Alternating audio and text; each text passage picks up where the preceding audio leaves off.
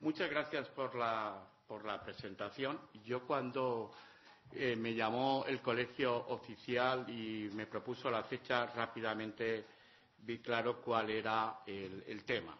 Dentro de 28 días se cumple el 10º aniversario de la promulgación de la ley del sector eléctrico, de la ley 54. Esta es una ley importante porque es la ley de un sector. Y los sectores generalmente tienen siempre una ley en torno a la cual se estructuran. Pero esta es una ley especialmente importante porque supone una ruptura en el modelo de entender el funcionamiento de un sector tan complicado como este. Y, por lo tanto, supone una ruptura realmente impresionante. Y, además, en un sector que a los economistas, y desde esta óptica, desde luego, me resulta imposible sustraerme, a los economistas nos resultaba mucho aceptar que pudiera ser objeto de competencia.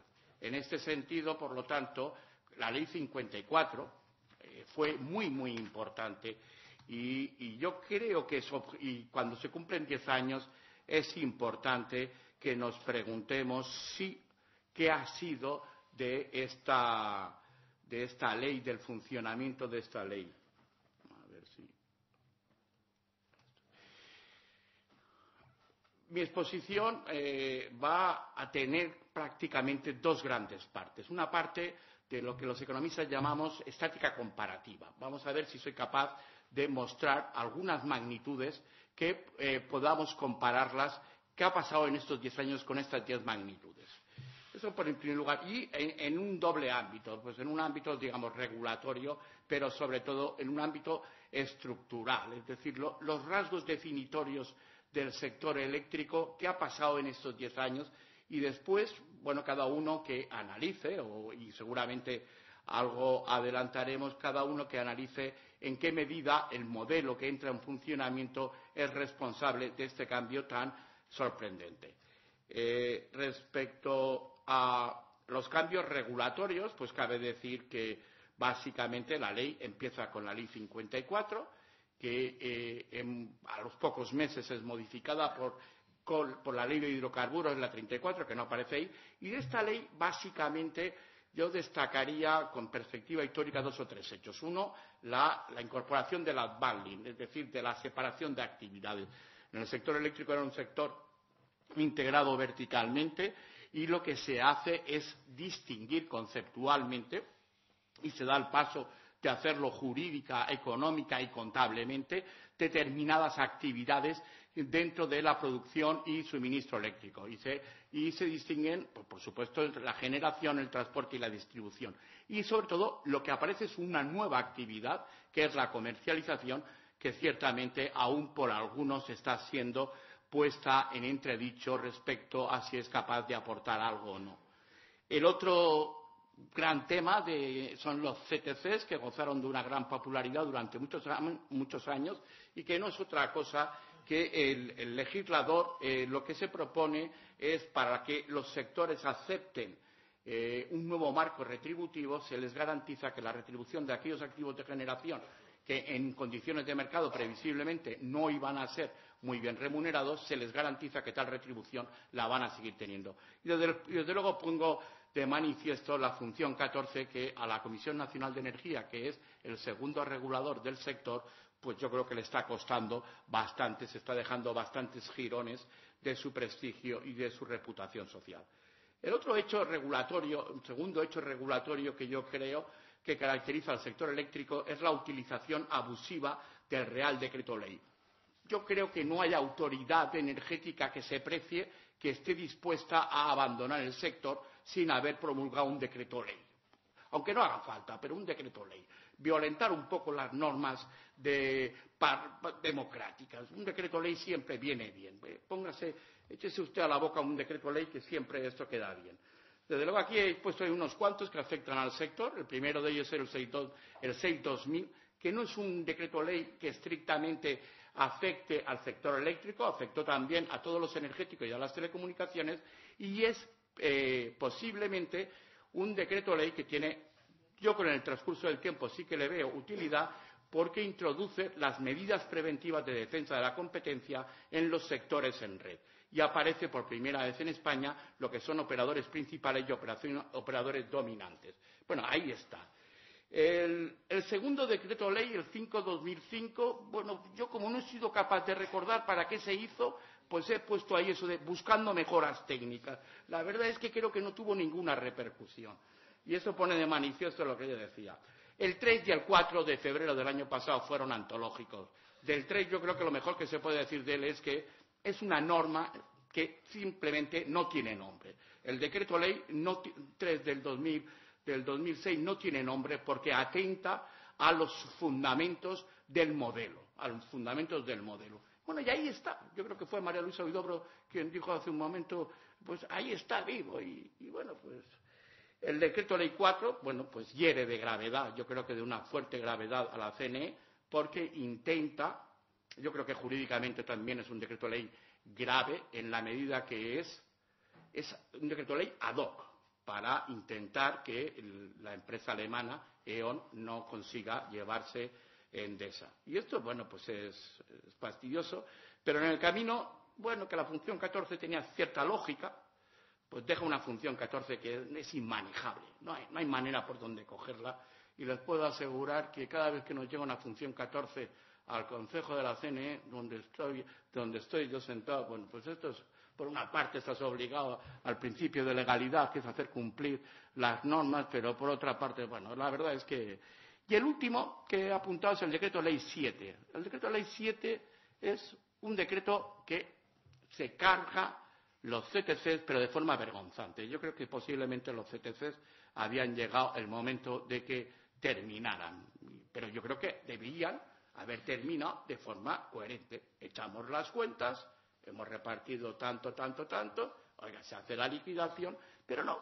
Una noche te levantas, vas allí y tal, y siempre hay un amigo que sabe leer mucho mejor el boletín oficial del Estado que tú y te dice, no te has fijado en el artículo este, pero es que este artículo lo que significa es que los CTCs se han acabado. Y dices, bueno, pues fíjate, pues casi, para eso vienen a decírmelo, porque a lo mejor no me voy a dar cuenta. Y por último, hace unos meses aparece la Ley 17/2007. Es una ley cuya pretensión es transponer con muchísimo retraso una directiva que por lo tanto hay que transponer. Lo que pasa es que es aprovechada, es utilizada, yo creo que con bastante nocturnidad.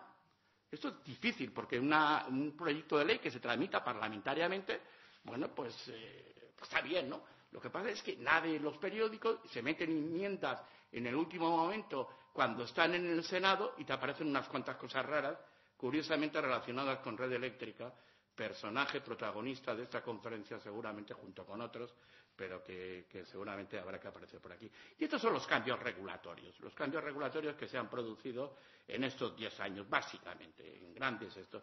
Y las transformaciones estructurales, pues las transformaciones estructurales yo voy a procurar marcar en torno a 9 o 10 que yo creo que son los más importantes.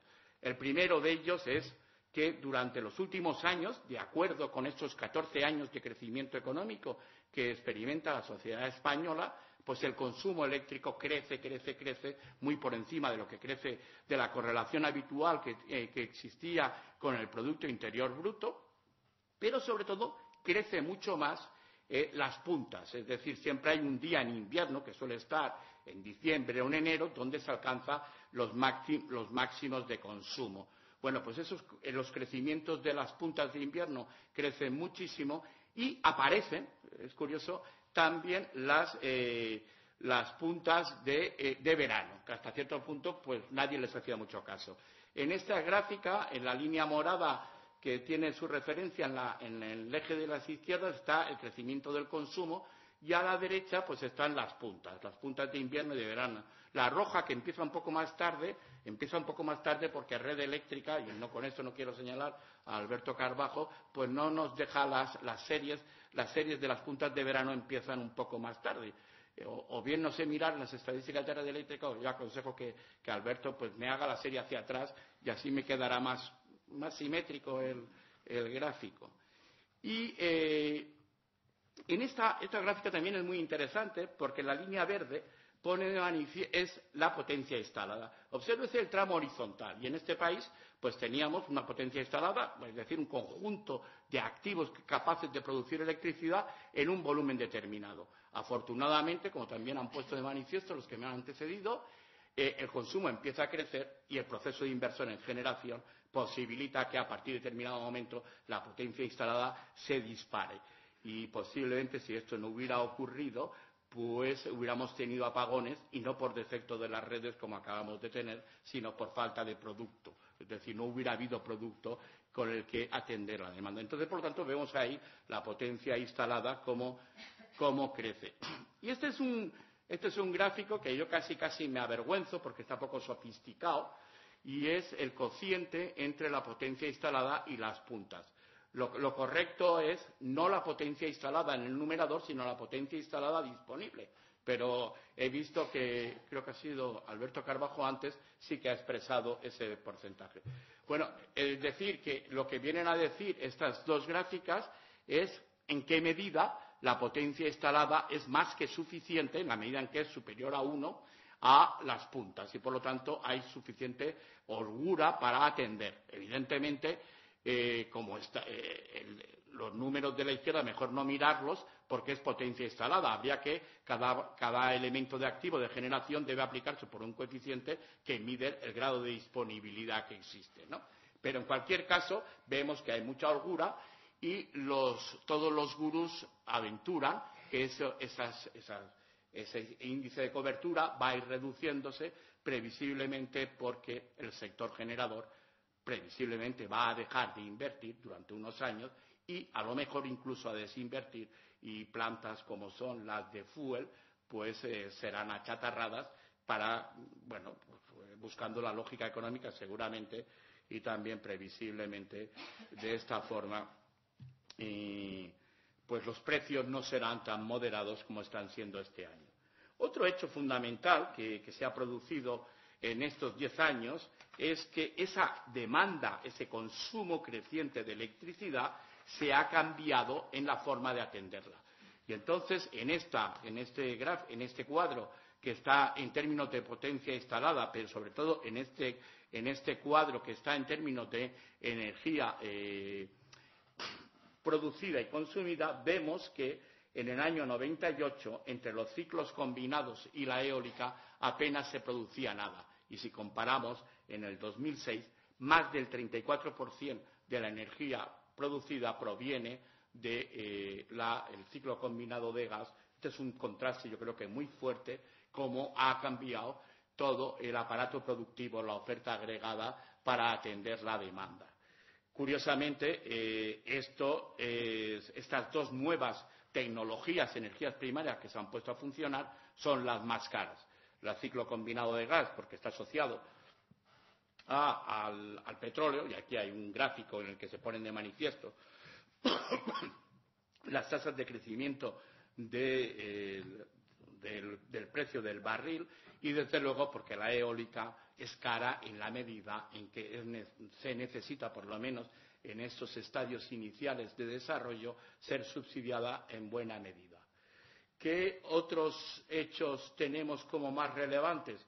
Bueno, pues en estos 10 años hay otros hechos también muy relevantes, y es que ha habido numerosos procesos de fusión empresarial que han terminado fallidos. Desde que Endesa intentara y consiguiera absorber Sevillana y Fecsa, lo cual que yo creo que fue en el año 96, ninguna de las grandes fusiones empresariales intentadas se han conseguido. Falló la OPA de Unión Fenosa sobre Hidrocantábrico, la de Endesa sobre Iberdrola, la de Gas Natural sobre Iberdrola, la de Gas Natural sobre Endesa y la última de E.ON sobre Endesa. Pero, sin embargo, sí que es cierto que, si bien no ha habido después de esta de Endesa Sevillana ninguna otra fusión, hay que llamar la atención cómo los accionistas sí que han cambiado. Es decir, los nuevos protagonistas del sector eléctrico entran por arriba. Y entonces vemos que Hidrocantábrico ha terminado en manos de los portugueses, ACS, que es una constructora paradigmática, controla considerablemente en buena medida Unión Fenosa. Endesa ha terminado en manos de los italianos en colaboración de Acciona, otra constructora española.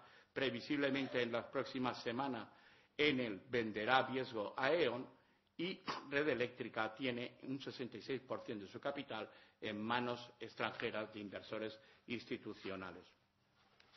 Bueno, en definitiva, estos son algunos hechos. Otros más son como las grandes empresas eléctricas españolas han salido al exterior, sobre todo una primera etapa de esta década que salió Endesa, Unión Fenosa salió a Centroamérica, Iberdrola está saliendo ahora, y también es verdad que hicieron caminos de ida y vuelta, porque no tuvieron mucho éxito las compañías eléctricas españolas, se metieron en otros sectores, sobre todo en otros sectores no energéticos. Es conocida las experiencias que tuvieron casi todas ellas, adquiriendo en su momento la actual Vodafone, que entonces era Airtel, y después en Acciona, que está ahora fue recientemente producto de absorción por parte de ONO. Un hecho fundamental que yo creo que se olvida es que en estos 10 años la cuota de mercado de las dos grandes empresas ha disminuido considerablemente. Es decir, que la cuota de mercado en el 97, no he querido aquí traer cifras porque estas cifras siempre son muy comprometidas, de hacer explícitos cuáles son los supuestos sobre los cuales se calculan, pero estos porcentajes que yo aquí avanzo de que la cuota de mercado se ha reducido tanto si se considera el régimen ordinario como el régimen ordinario más el régimen especial, la cuota de mercado de las dos primeras ha descendido más de un 20 puntos porcentuales. Es decir, que algo de concentración, yo creo que se ha perdido. Hay otro hecho posiblemente importante que no he señalado antes y es que también ha aparecido en la exposición de María Luisa Huidobro, es que las tarifas españolas, el coste de la electricidad en nuestro país en términos reales están muy bajos y el transcurso del tiempo no la ha hecho subir. Durante una primera etapa, ciertamente, esto se podía entender por los bajísimos y permanentemente bajos tipos de interés y también porque el precio del barril de crudo petrolífero no superaba los $20, esto ha ocurrido durante bastantes años, pero con la relativamente reciente escalada de los tipos de interés y ya menos reciente subida del barril, pues estos precios tan baratos de la electricidad simplemente lo que causan es perplejidad. La segunda parte de mi exposición va a consistir en centrarme en tres grandes temas. En los tres grandes temas, después de haber intentado transmitir que sí que han ocurrido bastantes cosas y que yo creo que son muy relevantes, lo he demostrado a través de esta estática comparativa, lo que quiero es centrarme en tres grandes temas que son al mismo tiempo problemas muy serios y problemas que si no se resuelven con prontitud y con aseo, por utilizar un poco la terminología taurina, hay que hacer una faena con aseo, pues si no se resuelven esto está bastante mal. Yo creo que es muy preocupante. Y estos temas son el insuficiente y el deficiente desarrollo de las redes eléctricas, el denominado déficit tarifario y el tema de los reguladores y la calidad de la regulación. Esos son los tres grandes temas que yo creo que son auténticos retos. La última parte será un poco que yo creo que en los próximos meses puede darse por finalizada la transición. Siempre será difícil determinar cuándo acaba la transición existente desde el antiguo régimen, por utilizar una analogía política, el marco legal estable, con este nuevo método, este nuevo marco regulatorio. Hay una transición que está bastante asociada con los CTCs, pero como hemos visto, si han finalizado los CTCs, cabe preguntarnos, ¿ha terminado ya la transición? Bueno, esto yo creo que es un poco lo que deberíamos preguntarnos y esto veré después. Pero yo creo que los tres temas son básicamente este. El insuficiente y el deficiente son dos adjetivos que hay que cuidar a quién se le adjudica. Yo creo que dentro de las redes, como sabe todo el mundo, las redes eléctricas se dividen en las redes de transporte, que son la muy alta tensión, la red encargada de transportar la electricidad de allí donde se produce a un acercamiento a donde se consume, esto sería el transporte, y paso como sobre ascuas sobre la definición técnica, qué voltaje es el que delimita o no delimita el transporte, y después a la red de distribución, que es la que nos acerca la electricidad a nuestros hogares. Bueno, yo creo que la red de transporte no puede calificarse de deficiente, pero sí que puede calificarse de forma muy notoria de insuficiente.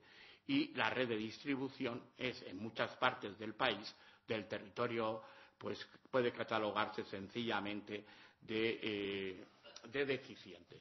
Aquí lo que ha ocurrido es que, como hemos visto, que las actividades liberalizadas, las actividades que han estado sometidas a un régimen en el que predominan los criterios de mercado, han sido capaces de dar una respuesta importantísima en cantidad, en suficiencia, con prontitud. Es decir, el mercado ha hecho que la inversión responda con gran prontitud. Pero no hace falta, no solo es necesario producir más electricidad, sino que la electricidad, aún no se ha inventado nada alternativo, va por los cables. Y si no hay cables suficientes y en buena medida bien establecidos, no va a llegar. Y esto es lo que yo creo que de forma paradigmática se ha puesto de manifiesto en el gran apagón de Barcelona y en otras deficiencias que están ahí, latentes, presencialmente, ocultas, es verdad, pero para eso estamos aquí, para decirlas, para denunciarlas, y entonces hay que decir las carencias de esa red eléctrica. Lo primero que hay que decir es que es necesario invertir muchísimo más en redes. Y entonces hay que preguntarse por qué. Para empezar, yo lo que quiero es señalar que esto es difícil. Invertir en redes y en cables es difícil. Esto pasa algo parecido. El otro día me contaban que un africano, los chistes siempre son un poco bruscos, viene a España, ve que cualquier sitio entra, abre el grifo y sale el agua. Y entonces, pues el hombre, antes de irse para su país, va por una ferretería y compra un cacharro. Y cuando llega, pues intenta, y claro, se había llevado un grifo, y entonces, pues con el grifo solo no salía agua. Yo creo que a veces los españoles nos comportamos como ese africano. Creemos que comprando un enchufe la electricidad llega ahí. Y es verdad que hay que hacer muchas cosas para que el grifo, además de ser más o menos decorativo, lleve. Y todo esto dicho en disculpa de red eléctrica, y como seguramente voy a disculparles de otras cosas en mucha menor medida, pues yo creo que esta es la primera. Red eléctrica tiene una incapacidad grandísima para construir cables, de alta tensión. Sobre todo hay que tener en cuenta que en España ese crecimiento económico que llevamos durante 14 años ha venido acompañado de un aumento muy considerable de la población, lógicamente un aumento muy considerable de la renta per cápita, una electrificación creciente de los hogares y unos desplazamientos masivos de la población dentro de las ciudades y entre unas ciudades y otras. El eje del Mediterráneo está. Y además esos crecimientos son de carácter muy estacional por la importancia que la actividad turística tiene en nuestro país. Esto hace, como además decía Carvajo hace un momento, hace que sea necesario establecer unas redes lo suficientemente importantes como para ser capaz de satisfacer no los consumos medios, sino los consumos punta. Bueno, ese es el problema. Y yo dicho esto, yo le diría a Red Eléctrica que no me cuente su vida, que lo que tiene que hacer Red Eléctrica es poner cables para que no hayan casos como el de Cartagena, en el que hay 4 o 5 centrales durante muchos años, porque pase esto un año, no pasa nada. Uno puede tener bastante comprensión, pero que la situación se perpetúe durante varios años y en Cartagena hayan bastantes centrales eléctricas que no son capaces de evacuar la electricidad, o que en Gerona, que es la parte más paradigmática de nuestro turismo de alta tensión, no sea capaz de atender esos puntos, es muy importante. Por lo tanto, este es el primer punto, el primer problema dentro del insuficiente desarrollo de las redes eléctricas. El segundo problema, y es por lo que me refería a la Ley 17, que se aprovecha con nocturnidad, consagra una definición técnica de las redes. Las redes de transporte son las redes de 400 kilovoltios y también posiblemente algunos de 220. Pero hay otros cables de 220 kilovoltios, los que están en medio de las ciudades, que no pueden ser de transporte. Y así está considerado. Hace 30 o 35 años habían líneas de transporte en nuestro país que eran de un voltaje mucho menor. Lo que define que a una línea catalogarla como de transporte o distribución son las circunstancias históricas de cada momento, Y, por lo tanto, lo que no se puede es, a golpe de boletín oficial del Estado, apoyar un proceso expansionista de red eléctrica y que ya está, no solo se conforma, que es por otra parte natural, con ser monopolista, sino que intenta ser monopolista único y además con una definición técnica despreciando la definición funcional de redes. El cuarto problema que viene ahora, es que, como todo el mundo sabe, en red eléctrica hay dos cosas conjuntamente. Es una empresa transportista, hasta hace muy poco no era la única, porque todas las distribuidoras, además, tienen una parte transportista, ahora se ha convertido en la única, es el único transportista, es como si fuera doblemente monopolista. Pero es que, además, tiene dentro el operador de sistema. Y es verdad que hay dos modelos de funcionar. Un operador de sistema que está dentro del transportista o un operador de sistema que es independiente, que está fuera. La función del operador de sistema es totalmente primordial en un sector eléctrico que quiere jugar con un modelo liberalizado. En ese sentido, por lo menos en algunos debates, en algunos ámbitos está este debate. Yo, desde luego, defiendo pasar a un ISO. Si quieren visualizarlo mucho más, yo quiero que don Alberto Carbajo, que les acaba de hablar hace unos momentos, no tenga que depender, sea él solo suficientemente independiente, y de esto no me lleva el afecto que le tengo, sino porque yo creo que el ISO tiene que ser, el operador de sistema tiene que ser independiente y debe ser separarse, desgajarse de red eléctrica. El quinto problema también es un problema que es conocido en la literatura, y es que el operador del sistema tiende a suplantar al regulador. Es decir, que a hacerle las normas y a decidir si aquí se pone una eólica, un parque eólico o no, pues lo decide el operador del sistema o el transportista. Y esto yo creo que debe quedar bien claro, que esto debe decirlo los reguladores y nunca el operador del sistema. El operador del sistema y los transportistas nos pueden decir sí, como consecuencia de determinados desarrollos de energías primarias, de determinadas tecnologías, el coste que va a tener que soportar ambos operadores, el transportista y el operador del sistema, es mayor o menor. Pero en absoluto puede marcar de forma camuflada las directrices, las líneas generadoras del desarrollo eléctrico. Por lo tanto, este va a ser un reto muy importante. Se desarrollan muchas redes. No he hecho referencia al desarrollo de las redes de distribución, que son básicamente las que están en las ciudades.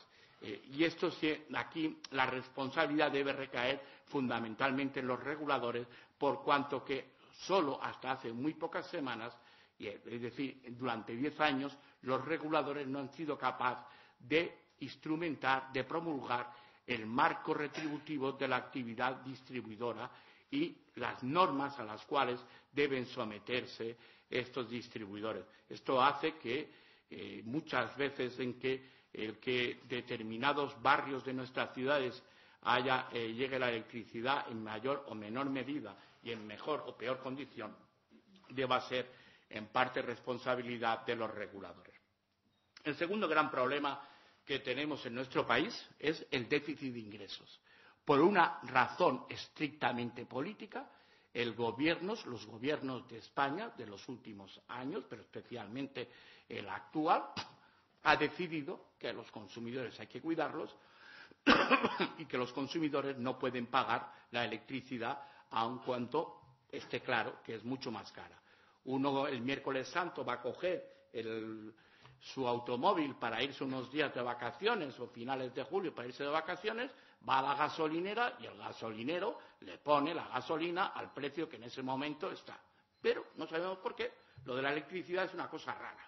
Es verdad que cuando tú comentabas antes mi experiencia en la administración, yo siempre que recuerdo que habían algunos bienes que eran tabús, cuyos precios tenían como magia, que eran el de la barra de pan, la bombona de butano, el pollo y la electricidad. Esos cuatro bienes no se pueden tocar. Pues bien, cuando fuimos a liberalizar la barra de pan, en el Ministerio de Economía se pensaban que iba a pasar una gran catástrofe. No se puede, pero esto es un bien esencial. Bueno, el hecho es que hoy en día nadie se le ocurre pensar. Uno va además a las panaderías, ya es mayor variedad de barras de pan, de centeno, de maíz, de alpiste, de todo. Hay pan de todo tipo, de mantequilla, la baguette, no sé cuánto, y nadie se pregunta por el precio. Yo creo que la leche es un producto esencial y, desde luego, el precio es de los más...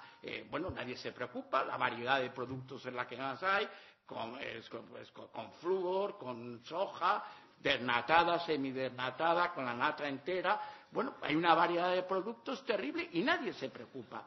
La bombona igual, pero no llega la electricidad y la electricidad no se puede tocar, no se sabe por qué.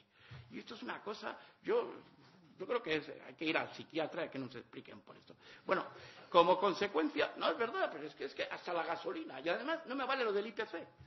La gasolina tiene un peso en el IPC, creo que son del 53 por 1000.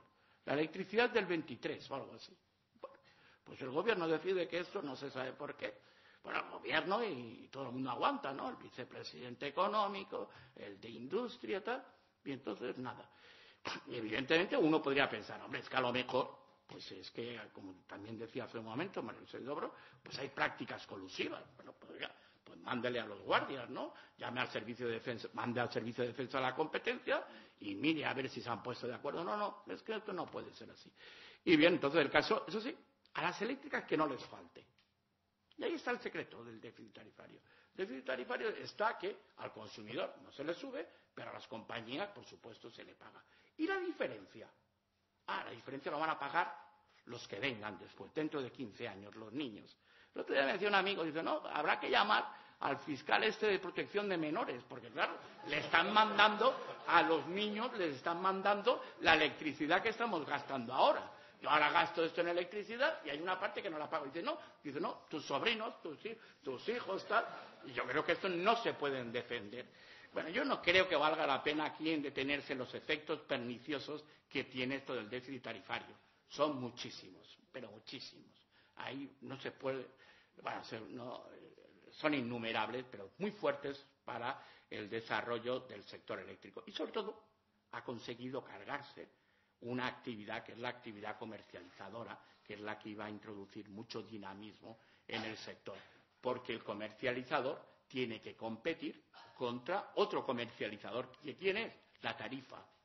¿Cómo me voy a ir yo a un comercializador libre si hay una cosa que se llama Estado que te garantiza que yo te lo doy más barato? Pues le quito el pan a los comercializadores. Y los efectos benéficos que esta actividad iba a generar sobre el sector eléctrico desaparecen. Esto yo creo que es realmente bastante importante. Y si no se resuelve este tema, bueno, por supuesto no hace falta decir que como a los generadores, a todos los agentes económicos, el coste de la electricidad se lo están adelantando unos bancos que confían en que nuestros nietos y niños y tal van a pagar, pues esos bancos lógicamente van a cobrar unos tipos de interés. Y esto se va, bueno, no es muy fácil, apenas sabiendo un poquito de matemáticas financieras, uno se da cuenta que esto va creando ahí un esto. Y por otra parte dijera, hombre, si esto es coyuntural, pues no pasa nada, porque cuando vuelva a bajar, entonces, bueno, compensamos pagamos esto. Pero es que, lógicamente, viendo la evolución de los precios del petróleo, no parece que podamos esperar que vayan a bajar los costes. ¿Cuál es el tercer tema que yo creo que es muy importante que tenemos pendiente para los próximos años? Yo creo que el tema más importante el otro tema es la regulación. En un sistema en que lo principal, un sistema regulatorio, es la libertad de empresa, los reguladores y la regulación es fundamental. Y hay que decir que en este país, como posiblemente en casi todos, y al menos de momento, tenemos dos reguladores, el regulador principal y el regulador independiente. El regulador principal, para dejar a un lado los eufemismos, se llama Ministerio de Industria.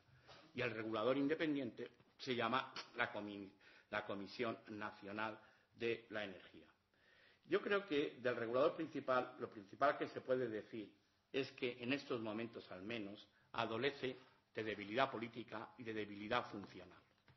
Y digo que el Ministerio de Industria, las autoridades energéticas, son políticamente muy débiles. Para empezar, y yo, para no meterme en más jardines, diré que yo creo que la energía es lo suficientemente importante como para que tenga un rango superior al de Secretaría General. Cuando menos sería una Secretaría de Estado o un ministro lo que debería exigirse a un campo como este. Pero no solamente elevar la máxima autoridad del sector energético, sino también que tuviera en la administración pues un cuerpo importante, ¿no? Es decir, un conjunto de funcionarios lo suficientemente importante. Entonces, esto, bueno, cualquiera que tenga un mínimo de experiencia en la administración, pues sabe que si tienes la debilidad política y tienes la debilidad funcional, pues los demás ministerios, y siempre hay contradicciones y enfrentamientos entre los objetivos de las diferentes políticas, van a poder contigo. La debilidad política a veces se suplanta con otras cosas. Hay ministros que forman parte de una familia, del partido gobernante, una familia importante. Hay máximas autoridades que tienen una personalidad fuerte, que tienen un cierto liderazgo. Y esos elementos compensatorios pueden a veces compensar el bajo rango administrativo. Pero yo creo que, primero, debilidad política y, segundo, debilidad funcional. No tiene instrumentos, no tiene personal suficientemente cualificado como para abordar tareas tan complejas en un proceso como el actual, en el que se está procediendo, en el que confluyen de forma compleja aspectos tan importantes como los jurídicos, los tecnológicos, los económicos, los medioambientales. Esto hace falta tener una administración muy potente, muy capacitada, muy madura. Y no hay fortaleza política en eso. Y para entender cuál es el papel que le pasa al otro regulador, creo necesario entender esto que acabo de decir. La Comisión Nacional de Energía, que es el segundo regulador, es un órgano que nace siguiendo las pautas de estos órganos en el mundo anglosajón como agencias regulatorias de carácter independiente. Tienen un consejo y tienen un cuerpo técnico muy potente. Dentro de este cuerpo técnico hay unos directivos, que son directores y subdirectores, y personal. Bien. El Consejo es elegido, como todo el mundo sabe, por el gobierno de turno, por formas rotatorias. Ahora, con motivo de lo que ha pasado en esta primavera en la Comisión Nacional del Mercado de Valores, con la dimisión de Manuel Conte, precisamente con motivo de un tema eléctrico, se ha puesto de manifiesto y ha saltado a la palestra cuáles son las circunstancias que deben concurrir en los procesos de nombramiento, permanencia, selección de los miembros del Consejo del órgano regulador. Y bueno, pues entonces, en función de que se cumplan más o menos esas condiciones, el Consejo será más o menos independiente. Entonces, siempre es una tarea bastante difícil saber cuándo los consejeros somos más o menos independientes. Yo creo que al final hay un componente muy individual, bastante, muy grande. Pero sí que es verdad también que se está desarrollando una literatura lo suficientemente amplia que incorpora las experiencias internacionales y que te dicen determinadas cosas. Pues te dice que no deberían repetirse los mandatos. En la Comisión Nacional se puede repetir de energía y está clarísimo que no debería. Debe ser un mandato suficientemente largo. 6 años puede estar bien, que es el que tenemos. Debe ser inamovible, y eso también ocurre. Y, bueno, determinadas características. Yo lo que creo en este respecto, que en la Comisión Nacional de Energía, como en general en los órganos homólogos de nuestro país, CNMV, CMT, pues yo creo que se cumplen bastantes condiciones. Yo eliminaría la posibilidad de repetición. Los mandatos de entre 6 y 8 años están bastante bien. Falta lo que denominan en el mundo anglosajón los hearings, es decir, antes de que te nombre. Es cierto que el gobierno debería nombrarte, pero el Gobierno debería proponer a una persona para que vaya a alguna comisión o a algún pleno de alguna de las dos cámaras parlamentarias y ahí exponga ese candidato a ser miembro del Consejo sus aptitudes, su visión de cómo debe regularse el sector correspondiente. Yo creo, por lo tanto, que hay dos faltas importantes en nuestro ordenamiento, que es que hay repetición y no existe el hearing.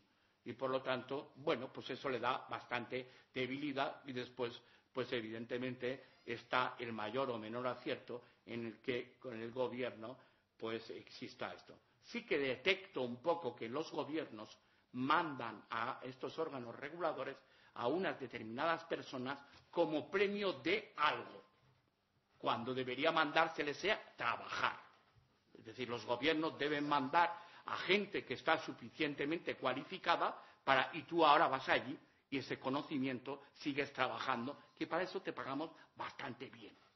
Pero darlo como premio no está nada mal, nada bien. Y yo sí que creo que eso es otra de las carencias que hay. Por lo tanto, bueno, la parte del Consejo está ahí. Y, por lo tanto, será más o menos independiente, pues en función de esas características que yo he señalado y de las características personales. Pero hay un aspecto que yo creo que casi nunca se nombra sobre el carácter independiente, y es el procedimiento de nombramientos de los directivos. Es decir, cómo se nombra en estos órganos a los directores y a los subdirectores. Porque uno podría imaginarse, ¿y si se nombra a un director o a un subdirector de la CMT, de la CNMV o de la CNE a sugerencia o con cierta presión del Gobierno? Teniendo en cuenta que esos directivos en un órgano regulador tienen una gran importancia, que son en torno a 40 o 50 temas los que vemos todas las semanas los consejeros. Es decir, que es también importante cómo se nombran los directivos, porque también es importante después, en función de cómo han sido nombrados esos directivos, uno puede sospechar en mayor o menor medida los contactos personales de carácter presencial o telefónico entre determinadas personas del Gobierno y esos altos directivos. Por lo tanto, yo creo que es importante no solo fijarse de cómo han sido nombrados, que todo el mundo sabe cómo han sido nombrados los miembros del Consejo, sino también cómo han sido nombrados los directivos. A este respecto quiero señalar que en la Comisión Nacional de Energía, hasta ahora, los directivos eran nombrados con procedimientos más o menos y criterios más o menos profesionales, en ocasiones con headhunters, y en cualquier caso eran nombrados por todo el Consejo.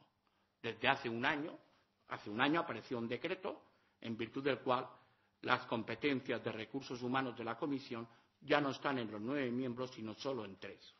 Quiero decir que, por supuesto, hay 3 consejeros, uno de los cuales soy yo, que hemos recurrido a ese decreto. Porque en la medida en que los nombramientos de directivos puedan ser nombrados solo por 3 miembros y no por los 9, rompiendo así el carácter colegiado de estos órganos, puede cuestionarse la independencia. Entonces, esto es un poco lo que yo veo. Es decir, que tenemos ese primer regulador, que es el Gobierno, que en estos momentos tiene una debilidad política y funcional, y un regulador independiente, más o menos cuestionado, yo creo que con bastante descrédito social en estos momentos, después de todo lo que ha pasado con las sopas en torno a Endesa. Eso está clarísimo. Yo creo que a este órgano le va a costar muchísimo recuperarse de esa erosión, que es muy grande. ¿Y qué pasa con las relaciones entre los dos reguladores? Pues yo creo que lo que pasa con los dos reguladores es que el regulador principal, sin eufemismos, el Ministerio, estima, valora y quiere a la parte de abajo del consejo, de la Comisión, al personal técnico, y desprecia y rechaza al Consejo. Yo aquí no hago valoraciones.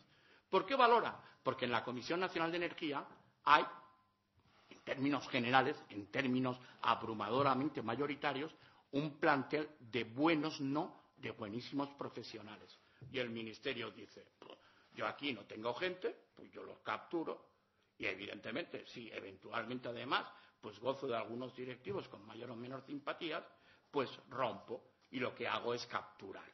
Y entonces resulta que lo que siempre habíamos leído en la literatura especializada de lo importante que es la captura del regulador, por supuesto, por parte de las empresas, aparece que quien puede también capturar no es solo las empresas, sino que puede capturar el propio gobierno. Por lo tanto, el regulador principal tiene un comportamiento dual con el regulador independiente. Valora los servicios técnicos y rechaza, desautoriza al Consejo. Lo de rechazar y desautorizar al Consejo, pues basta decir que, bueno, pues se nos eliminó a la Comisión Nacional la posibilidad de que recurrieran los agentes privados, una empresa puede recurrir una decisión que adopta la CNE. ¿Ante quién recurren? Ante el Ministerio. Es decir, la CNE no es la última instancia en estos momentos, sí que lo fue, la última instancia administrativa ante la cual se puede recurrir. ¿Qué hace el Ministerio? Pues desautorizar siempre todas las decisiones que toma la Comisión.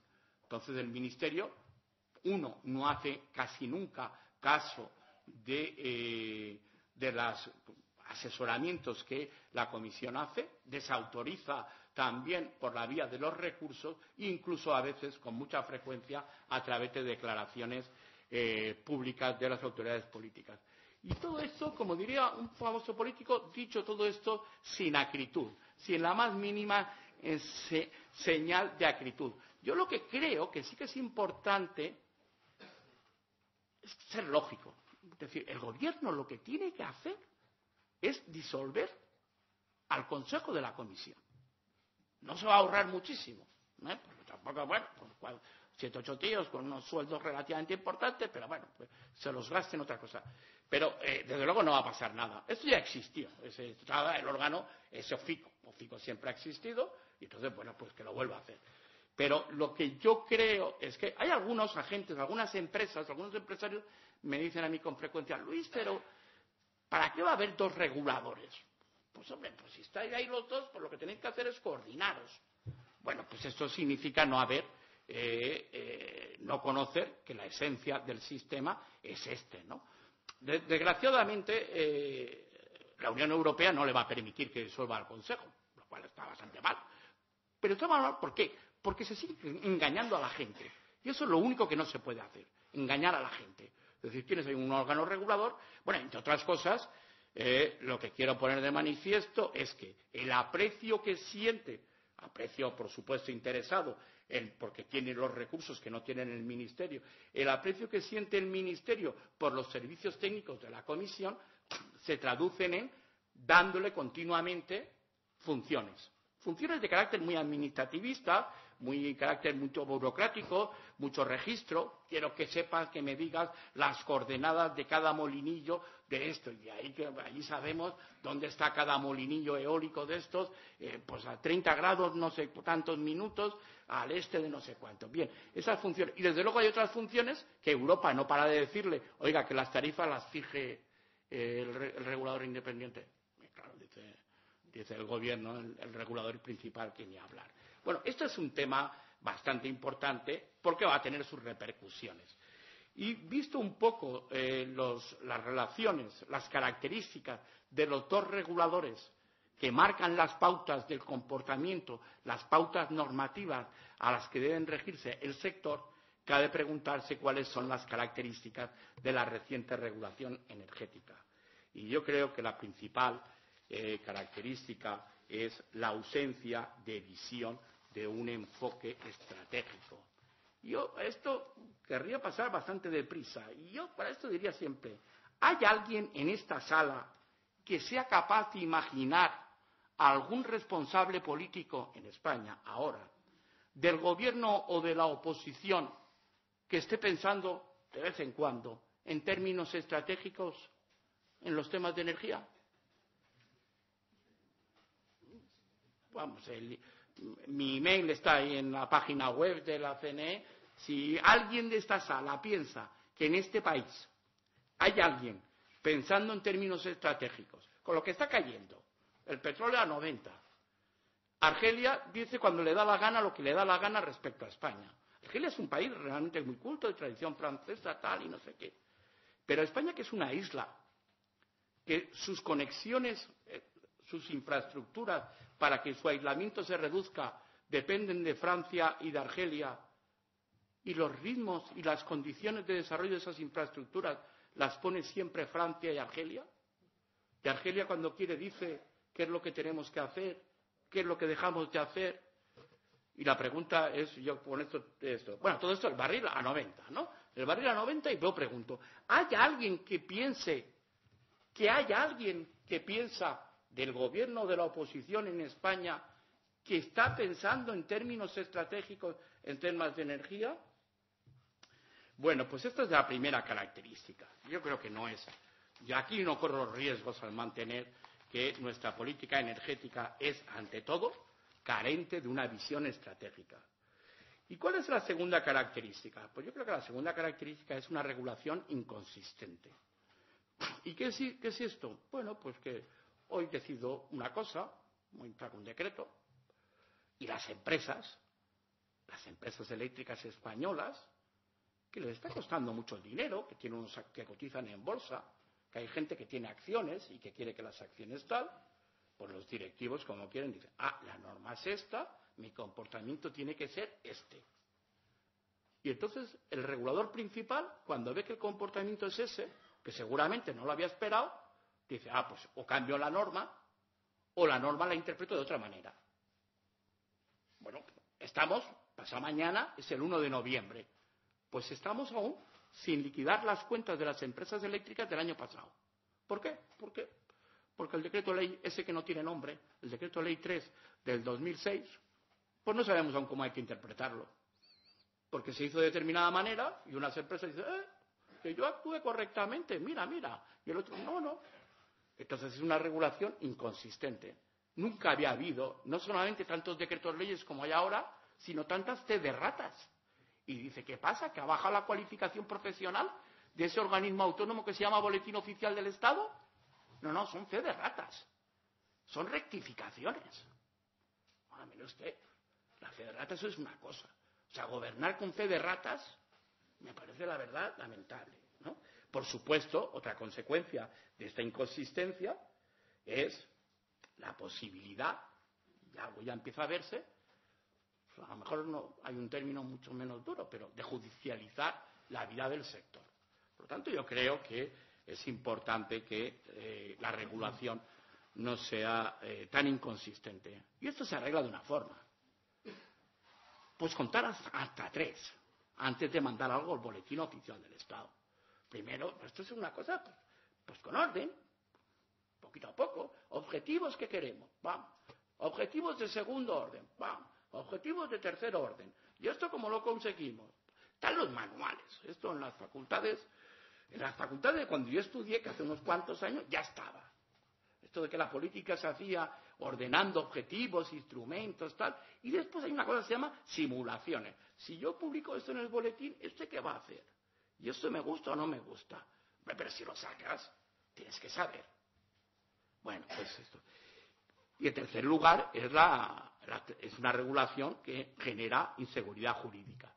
Y esta inseguridad jurídica proyecta incertidumbre en los agentes económicos. Y esto es grave. Esto es grave especialmente en este sector. Este sector, el eléctrico, es un sector caracterizado sobre todo porque las magnitudes son no pequeñas. La toma de decisiones lleva mucho tiempo. Es decir, cuando un consejo de administración decide que va a poner una central u otra cosa, se lleva su tiempo. Cuando lo ha decidido, desde que toma la decisión de que va a invertir en esto hasta que ese activo empieza a funcionar, lleva su tiempo. Y ese activo, cuando está instalado, tiene una vida duradera. Y cuando uno mete mucho dinero en eso, tiene que saber que el marco regulatorio es, permítaseme el casticismo, un poquito estable. Si tampoco pide uno gran cosa, un poquito de estabilidad jurídica. Y esto es importante. Y no se puede estar continuamente dando bandazos y metiendo en zozobra a los agentes económicos. Sí, seguramente esto es muy difícil. Y seguramente pensándolo sale también mal. Pero pensándolo seguro que sale menos mal de lo que está ahora. Es una regulación también desordenada en su formulación y en su ejecución. Entonces casi ya lo he adelantado. Hay muchas medidas que se están tomando en los últimos meses bastante importantes, que están enriqueciendo el instrumental para poderse ajustar los mercados, para que las ofertas y las demandas se estén haciendo. Pero son formulaciones precipitadas. Los contratos jurídicos no están suficientemente bien hechos, no se ha consultado, no se han previsto. Y por último, en mi opinión, es una regulación altamente proteccionista. Hablar en este sector de liberalismo cuesta, sobre todo cuando los franceses y los alemanes tienen las actitudes que tienen. Yo, de todas formas, soy bastante liberal en este aspecto. Entre otras cosas porque, como se está viendo, es difícil ponerle las puertas al campo. Y al final, a lo mejor, lo malo no es ser más o menos liberal o más o menos proteccionista, es lo que se sea bien, que se sea correctamente. Yo aquí no puedo negarme, por relajar esto un poco, contar una anécdota taurina, ¿no? Y es que había un torero muy famoso que era el Guerra y siempre había un amigo suyo del pueblo que llegaba y le decía: señorito, denle una oportunidad, que este es del pueblo y es muy buena persona, y métalo usted en su cartel y no sé qué. Y bueno, lo ponían y salía el toro y le metía un revolcón. Y cuando a los 2 meses el chaval este del pueblo volvía a pedir otra oportunidad, lo mismo. Y el Guerra un día se cansa y dice: no, si buena persona será, pero que atoree. Bueno, yo creo que hace falta atorear, ¿no? Es necesario atorear. Se reducen los riesgos de la regulación. Yo creo que estas son características no del todo buenas de las que tiene nuestra regulación.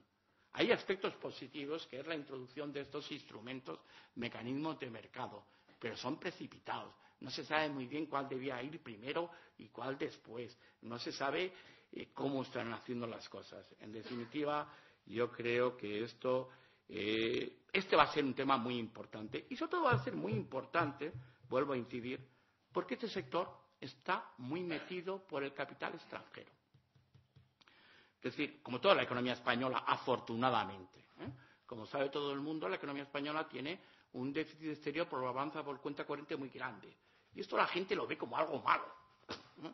Pero no es tan malo, mire usted. Esto significa que invertimos muchísimo. España ahorra mucho. España ahorra mucho, pero invierte mucho más. ¿Y por qué invierte mucho más de lo que ahorra? Porque hay gente de fuera que confía en nuestras inversiones. Y viene con su ahorro y dice: mira, yo financio tus proyectos. A ese ahorro puede irse si no le damos un marco regulatorio de las actividades productivas decisivas importantes. Por lo tanto, la regulación es muy importante y los reguladores deben ser muy serios y deben ser muy profesionales. Y si yo soy débil político, no te capturo a ti a gente o hago esta cosa y la otra. Yo creo que esto hay que llevar mucho cuidadito. Y mucho cuidadito porque yo creo que estamos llegando a la transición. Esto es como lo del verano, lo del fútbol, ¿no? La pretemporada está acabando. Está a punto de empezar la liga. Estamos a finales de agosto, señores. ¿Y por qué? Bueno, pues yo creo, por supuesto, porque los CTC ya no están. Por lo tanto, los precios ya están ahí funcionando. Quedan unos meses que las tarifas van a desaparecer. Los agentes extranjeros, afortunadamente, tienen mucho tesón y a pesar de que se les está empujando y váyase usted, están entrando y van a introducir competencia. Y entonces yo creo que esto es importante. Por lo tanto, yo creo que hay, 1, van a acabar las tarifas. 2, los CTC ya han acabado. 3, ya no va a haber, el año que viene ya no va a haber un agente potente y poderoso, Iberdrola, va a haber 2. Porque, bueno, pues Endesa tiene 2 accionistas. Yo no diré que ha pagado mucho, porque el mucho y el poco, eso es, uno paga lo que cree que es necesario, pero va a intentar sacar esa rentabilidad al accionista. y va a meterlos a competir. Entonces empieza a aparecer a la Champions League. O si quieren ustedes,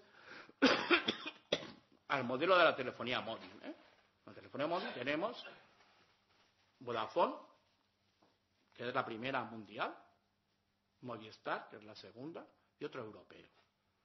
Son 3 gigantes. Y aquí se juegan en la liga. Y se la están jugando, pero fuerte.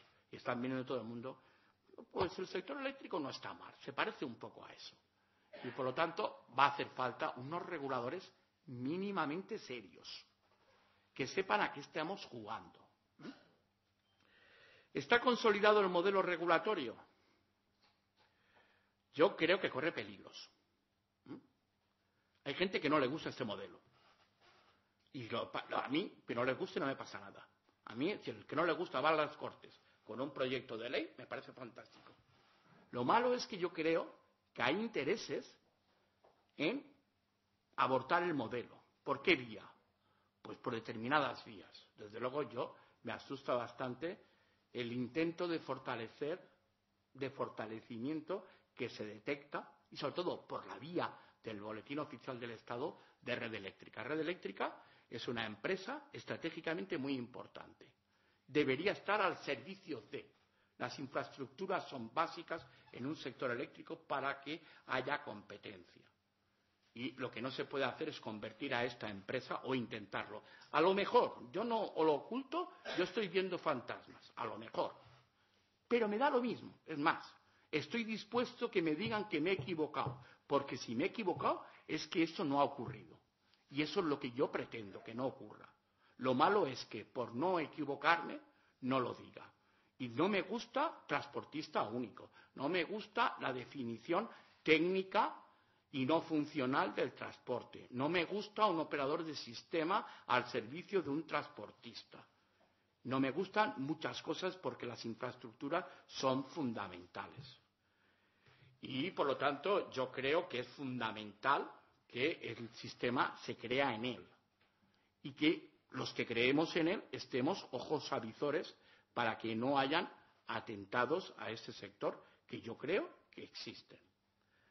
El año que viene, seguramente, la inversión va a bajar.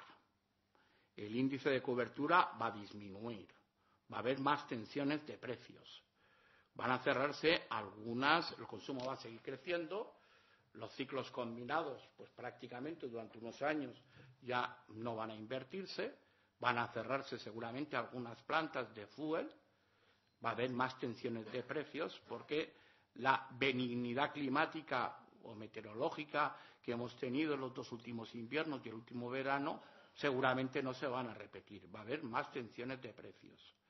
Es fundamental que las redes se arreglen, que se pongan, y es a lo que debe ponerse Red Eléctrica, a construir redes de alta tensión para todo el Levante. Los tiene muy bien detectados Red Eléctrica donde están los cuellos de botella derivados de concentraciones de generación para cuya evacuación hay dificultades, o cuellos de botellas concentrados en puntos de gran consumo y posiblemente de consumo muy estacional, pero que hay que atenderlos. Entonces, a eso es a lo que se debe dedicar. Y, desde luego, hay que acabar con el déficit tarifario. A los españoles no les va a pasar nada porque se les diga cuánto vale la electricidad. Nada. Lo que harán es consumir mucho más racionalmente. Pero este es un poco el asunto. Yo creo que estos 3 temas son fundamentales. El regulador, los reguladores, el déficit tarifario y las redes.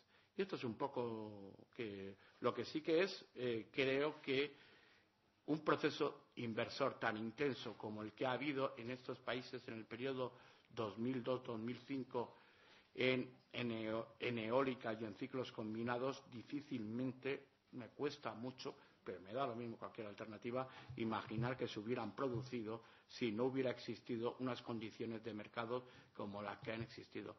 Y para conseguir todo esto lo que hace falta es mucha transparencia.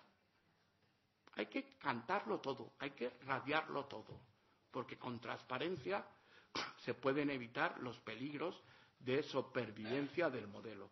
Yo creo, lo que espero, es que en estos 28 días aparezcan iniciativas, porque el 10º aniversario de la Ley 54 merece estudios, seminarios, y creo que es un periodo de tiempo lo suficientemente importante para ver cuáles son los méritos, qué grado de desarrollo tiene el modelo, cuáles son los peligros que tiene el modelo. Y esto es todo lo que yo quería contarles. Muchas gracias.